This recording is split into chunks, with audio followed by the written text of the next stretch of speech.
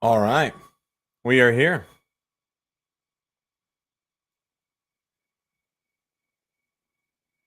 I am not getting your audio. Can you hear me? Son of a bitch! I had myself. There you are. See, we Shut up! remember how to do this. Shut up! We remember how to do this. No, we Happy don't. birthday, We really everybody. don't. Any and all technical woes are squarely on my head today. I take ownership of that. We are obviously, if you're familiar with the stream, the podcast, the talk show, whatever you classify this as, stand-up comedy for 30 minutes with a The cybersecurity nightmare twist. hour. Nightmare hour compacted in 30 minutes. Any issues are my fault. We are missing our incredible Elizabeth this week, whom we miss dearly, but she is doing what she has to do, taking care of her family, as we all need to during the holiday season. And so shout out to Elizabeth for making this flawless each week. And shout out to me and Matt for amateurly bringing you some content today in the best way I possible. just realized that I could turn my camera from 480 to 1080. So Oh, wow, dude. That's yeah, crazy. there you go. That's nice. I You can no finally longer get look that. like a washed out ghost. You can finally get that teardrop tattoo you've always wanted, and people can see it on stream now. 100%, man. I need multiple though. There's multiple confirms. One for every year working in cybersecurity. Pretty much, yes. I'm gonna look kind of like the Joker, except I'll just be sad and not, mentally distraught. Right. Speaking of sad and mentally distraught, happy holidays, everybody. Exactly. Yeah. Welcome to the time of year where everybody sits there, puts on a fake smile, and tries to pretend like their in-laws and everybody else doesn't drive them bat crap crazy for an entire month. That's right. Or if you don't have anyone to spend with the holidays, maybe there is a blessing in disguise there that you don't have anybody to drive you crazy. But you get to drive yourself crazy. Needless to say, happy holidays. Hope everybody had a good Thanksgiving around the table. Last week, we obviously were not live, or otherwise our families would not allow us to probably do this anymore anyway. But it was good. First things first, Matt, turkey, ham, or alternative? What did you have last week? I had stuff last week. Maybe was it 2 weeks ago now? Am I tripping? Was it it was Thanksgiving, yeah. Thanksgiving was last week. So combination of all of the above. Nice. Well, actually, no, I'm sorry. There was no ham. I was very sad. No ham is a staple of what I usually had growing up because my mom did not know how to cook. So turkey was way out of the question. Yeah, ham was easy enough to reheat and not screw up. So mom was fantastic at that. We did, however, have our large gathering where everybody went. And this year, the person hosting also decided they were going to cook. So they smoked a turkey breast. Oh, wow. And they also did prime rib. So it was fantastic. The turkey was on point. Like you, the second you got it close to your mouth, you smelled the smoke. When you put it in, it tasted like you were sitting in the fire with the turkey. It was fantastic. Good turkey is good. Like well cooked. It really is good. Really unseasoned, and not properly cooked turkey is basically dog food.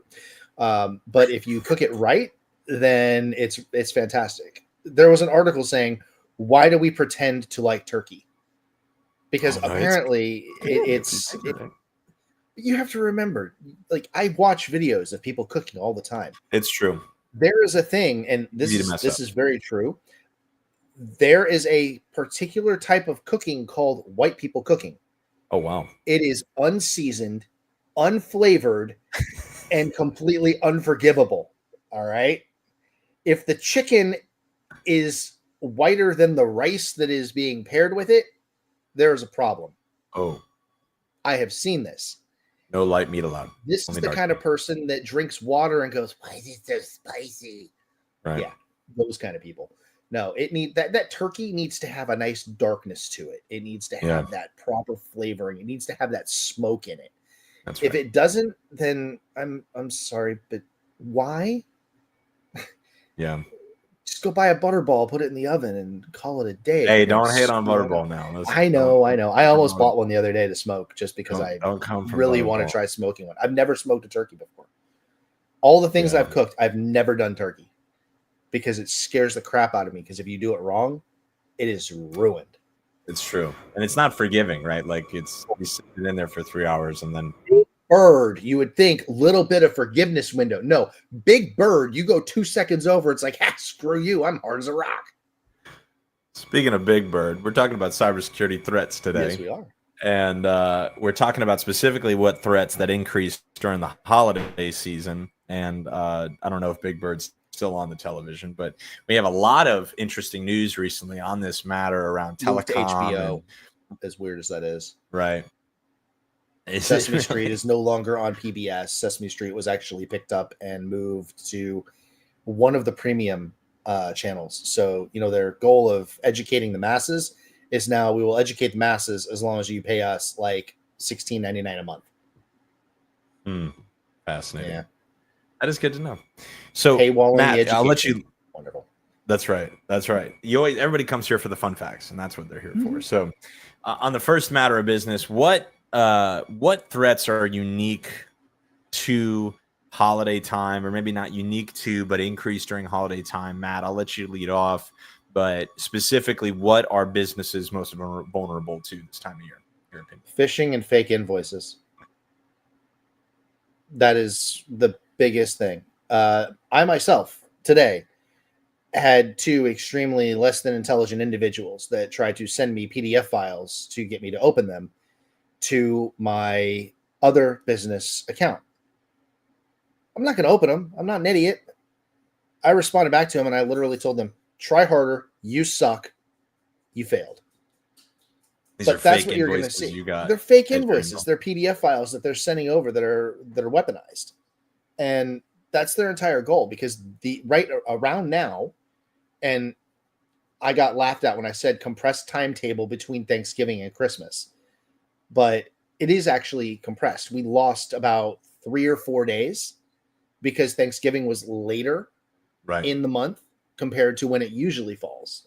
Right. It's the same time. It's just, it was further back. There was less time between Thanksgiving and Christmas this year to shop. So people are getting hammered with things. They don't realize that, if you buy something, it's not going to send you a receipt from some Gmail account. It's not going to, tell you, hey, we need you to open this and verify the purchase. No, you did that when you gave them the credit card. That's true. On the website, like where it's actually secured. You don't need to go in and do all that. And these days, because, people are aware of phishing and aware of vishing and everything else that's out there, they're getting right to the chase. They're not giving like the fun runaround that they usually did that made it slightly adorable, where they put in the effort to try and get it. They're going to the point now where they're sending you something and it's just popping up saying you need to validate all this information, starting with, your social security number, your mother's maiden name, all this, stuff that really does not need to be provided to anybody in text ever. But it's getting to that point. The other thing going around, and older people, this is aimed at you, because it's a nostalgia thing and we're stupid. So I'm aiming this at you. Stop posting all your favorite things. Okay? Those lists. My favorite color is. My dog's name is. You may as well just sit here and say the password to open an account with my credentials is. Everything that's being asked in those are security questions designed to reset your password. Stop posting them online. Stop giving them to everybody, because half you people have your profile set to public in the first place. So anybody can see it.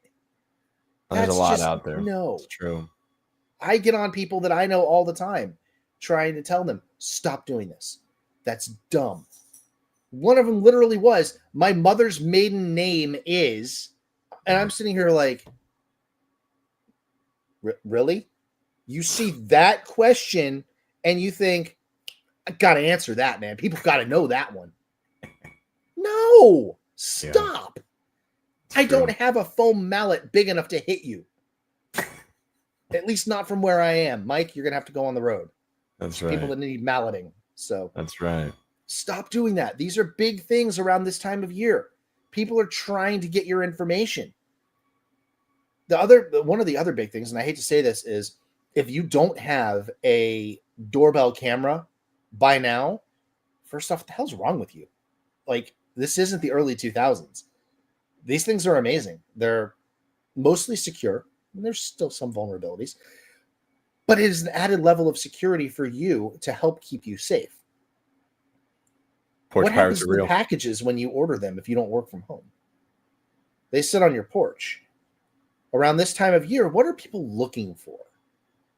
A sign that you are not at your residence. That is basically an open invitation for them to find a way into that residence. Most of you don't set your alarms when you go. I can tell you that for a fact. So you have packages sitting out there saying that you are not home and you don't set your alarm. That's almost as good as just giving them a key and saying, come in and take my stuff. Worst comes to worst, on a good side, they're just going to take the packages on the porch. On the bad side, they're going to get in and take the rest of the packages that weren't actually packages in the first place. Yeah, no, there's a big piece of deterrence there, right? Because again, those that are going to steal something may boldly do it in the middle of the day with a doorbell camera or not, but it reduces the level of percentage, the level of risk that may happen, right? There's a certain percentage of people, if they see a doorbell camera, they're going to be, that's off limits.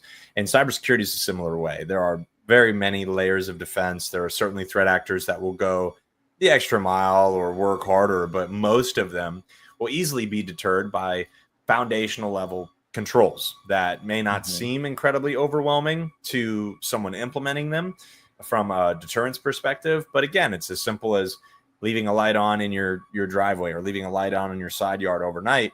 Again, if it's lit, I may get caught. There's deterrence there. And so threat actors are often acting in the same way. So a couple of things that I had for cyber threats during the holiday time. Number one, fake or manifested, fabricated rather, shipping notifications. Everybody right now is mailing and shipping packages. We're a part of a couple different gift exchanges and notifications of shipments coming and going, when packages should arrive, delays to packages. Hey, your package is delayed. Please click here to update delivery address or whatever, right? So just be very wary of where these notifications are coming from. If they're texting you, prime example is the USPS, shipping notification coming in via text message. It's rare. If you haven't signed up for something explicitly, and another obvious giveaway is all companies now are required to, allow or give you the option to opt out of a text message notification. So if you ever notice you get a text message from a company that's legitimate, their immediate text message to you is reply no or reply stop to unsubscribe. They are legally required to include that. So a litmus test, if you will, practically for end users and shoppers here, is if you're getting a text message to your phone and it does not contain that unsubscribe or stop exclusion of that text, be wary of who it's from. Be wary of who it's from. I'm getting a lot of text message spam around loans and refinancing and all these things. And I haven't recently signed up or subscribed to anything, but people know that around the time of year, people are looking to save a couple bucks. And how do you do that? Refinance, consolidate that, whatever it is. And so just be very, very mindful of where these notifications are coming from. Matt made a great point around fake invoices, which may appear like they're from a reputable source. And I think the biggest joke is those with a PayPal letterhead or a PayPal graphic. PayPal is certainly a secure platform, but anybody can copy and paste the PayPal graphic now into an email and make it look legitimate, right? And so just be wary of those that are grabbing brands or logos or insignias that the community at large have learned to trust but are not legitimate. All right. And the easiest way to do that is just look at the email address where it's coming from. Matt made a great point. You're not going to get a shipping notification from a large, well-established enterprise from a Gmail or a Yahoo or a Hotmail or an AOL or anything like that. And so now, obviously, if you're buying something off Etsy, you're shopping local, shopping small business, more power to you. We're all about that. But just be mindful of, number one, where am I receiving this email? Is it coming into your work account and you bought it with your personal credit card? That doesn't make sense. What that email contains as far as a link or a click or lead you out of the experience of that email itself, that's another thing to be mindful of. But last but not least is really, what is the email address that's coming from? If you simply look at that email address, it's a small incremental way to greatly reduce risk as far as being able to validate if that email is legitimate. And so now certainly there's other vulnerabilities. We've talked about email at large, but specifically, what would you see are the most effective ways, Matt, for you? You've already talked about it a little bit, to advise on how can users identify and avoid phishing scams or holiday themed scams. So everybody's looking for a coupon. Everybody's looking for a sale, right? We just got out of Cyber Monday and Black Friday. And I know every email I've gotten is sales extended, sales extended, sales extended. What are your thoughts? Easiest way to do that is try and understand where exactly things will be coming from. If you get an email and it appears as though it is going to contain, a link to something, look at the very bottom. Any advertisement, as Mike said, is required to have an unsubscribe option. If there is no unsubscribe option at the bottom of said advertisement that's being sent to you, probably not a legitimate advertisement. The other thing is, look at the domain it's coming from. If you pull up, and I'm going to use Gmail, for example.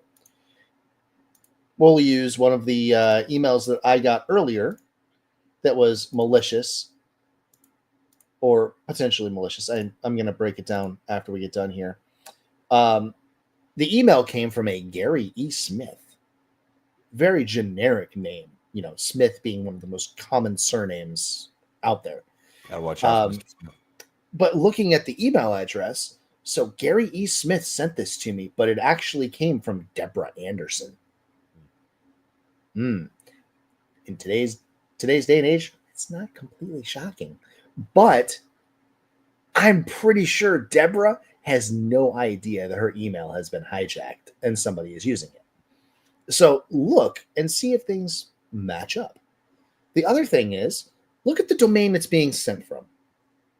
If you're getting something and it says that it's from Amazon, but it's coming from a Yahoo email address, there's a pretty good chance that's not actually from Amazon, because those two do not necessarily, leverage each other's solutions. Amazon will have an @amazon.com email address, or support.amazon, or, stealingyourdata.amazon. Who knows? It depends on how they feel that day. But they are definitely not going to be sending you something from, a Cambodian email address. The same thing goes with the United States Postal Service. You will get things in your email that claim to be from the United States Postal Service. Last I checked, the USPS does not operate under an email address of ussPSSSS@gmail.com. No, that doesn't happen. Also, you guys are going, as Mike said, text messages are a very common thing. The United States Postal Service does not send you text messages from a foreign number. The key word here is United States. No, they do not operate in Bolivia. No, they do not operate in the Soviet Union. There is no reason for you to be accepting a text message from somebody that is overseas saying, USPS, you have a package being delivered. No, you don't. Not from them. I can promise you don't. Right. And generally, you would know if you're getting a package delivered because you would, receive tracking after you purchase it, not via text message. Generally, it will be on their website. You can go back to where you purchased it, say, track my package, and it'll bring it up for you. 90% of the time, they're not even using USPS. They're going to send it through DHL, which is basically the Spirit Airlines of package delivery. You may get it, you may not. It may go through Tucson first. Who knows? Right. But just look at the source. The source is a big thing. And they don't really obfuscate the source very frequently in a lot of these attempts because they're not smart enough to. They're using something that's an open relay and they're trying to get as many people as they humanly can. Or they've taken over somebody's email account and they have a list of email addresses and they go in there, they populate the list and they send. They do that because in the amount of time it takes them to get the list in, get it sent, and hope somebody opens it, that email address is more than likely going to be closed for suspicious activities. Right. They don't have time to play the obfuscation game and do all of this stuff because if they do that, after the first few emails they send, it's gone. There's thousands of emails that they could have sent that they would have missed out on because they were trying to play the long game or trying to hide themselves. So look at the source. The source is going to be a dead giveaway. If you have any questions, the safest way of doing things is just don't open it. Don't open it. We were taught as kids, at least my generation was, don't accept things from strangers. Okay? Email is no different. I understand that when we were young, we were told not to talk to strangers, not to accept candy from strangers, don't get in cars with strangers, don't meet people from the internet. That all changed. I now order a random car from the internet and get in it and go someplace with a stranger. Things changed. The same premise behind don't accept things from strangers is still there. Your security is paramount. You can't see the person. When you get a car that you order, you get a picture of the driver, you get their license plate, you get the make and model of the vehicle. You don't get that with an email. The most you get is an MX record that you have to research on the back end. You might be able to pull the email headers, but the common person is not going to be able to go through there and pull any of that out. By the time they do all that, they've already opened it. They've already gotten themselves into a situation. Potentially, they've compromised their account and anybody that was associated with that account. No, it's exactly right, Matt. And we've seen just in the past few weeks from our vantage point at Blockworks, we have seen so many attempts of so many phishing emails that are just walking through Microsoft's built-in controls to 365 because of certain things like, AI written prompts that are not as grammatically inaccurate, but that's what Microsoft picks up on, right? Is really just the obvious stuff. And so it's missing things like, was this sent through a VPN relay? Was this sent internationally and then relayed into the United States to make it look like it was from the United States, right? I can't tell you how many times in the past probably 4 weeks alone, I have seen multiple attempted emails walk through Microsoft, get caught by what we provide.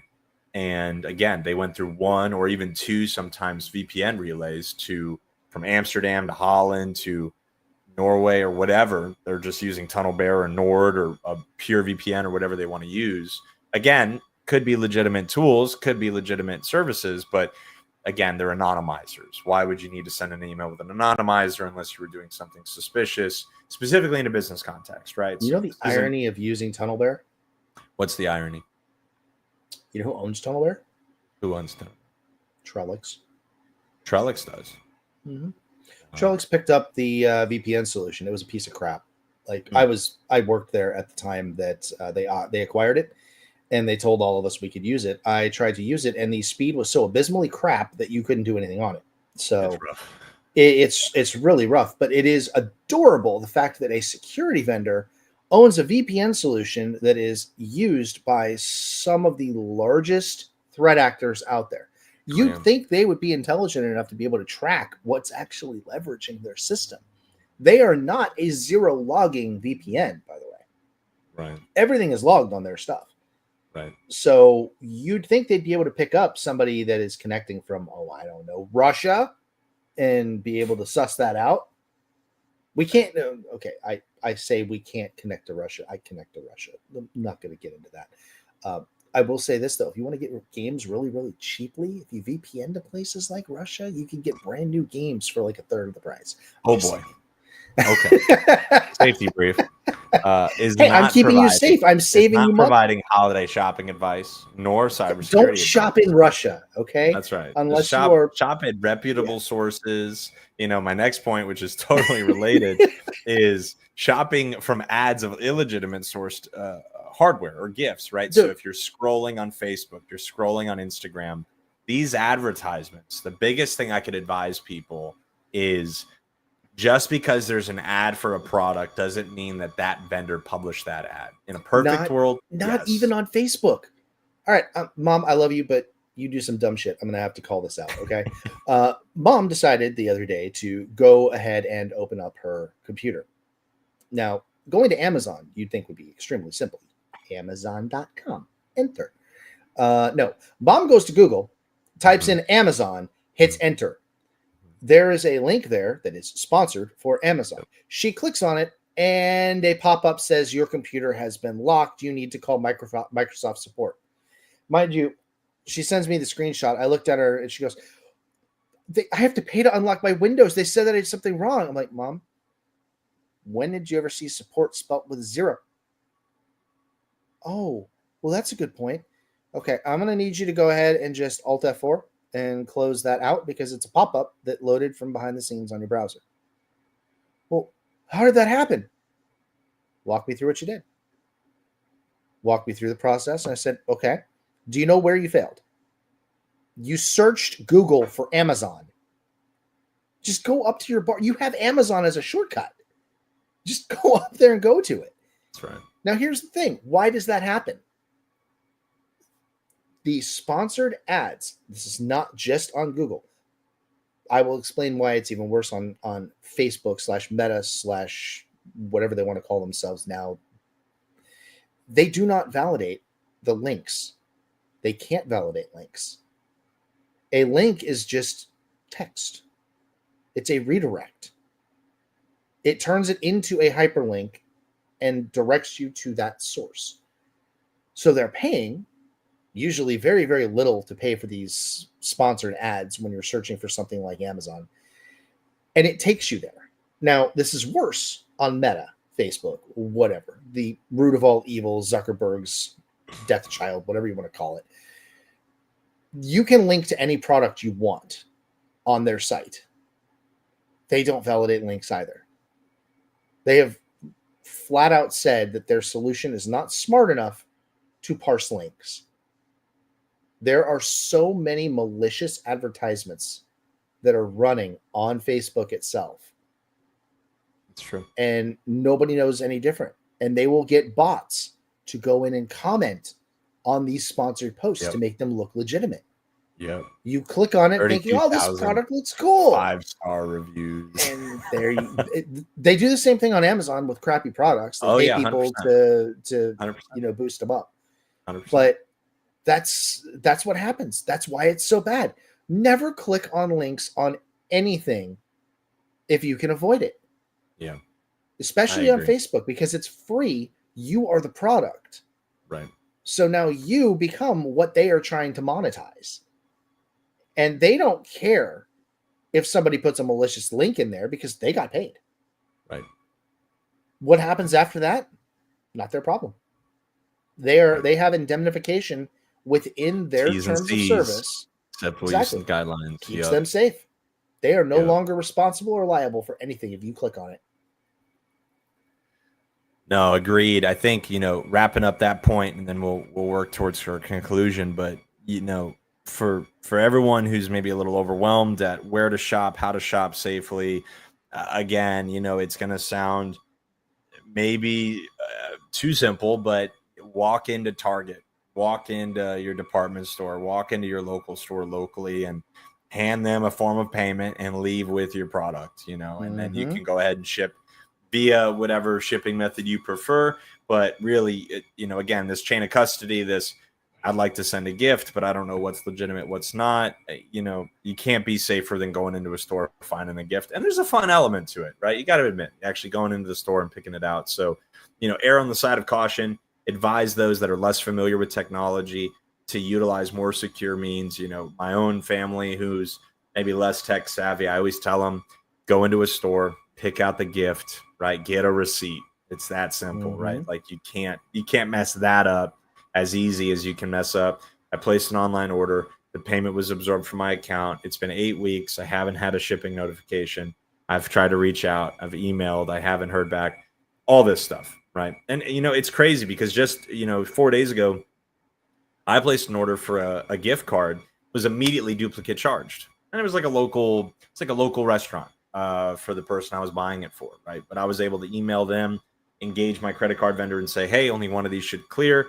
And I don't think it was malicious, but it's one of these things that pay attention to your statements, pay attention to your bank accounts, be certain what money should be leaving your account at any time, and even more especially this time.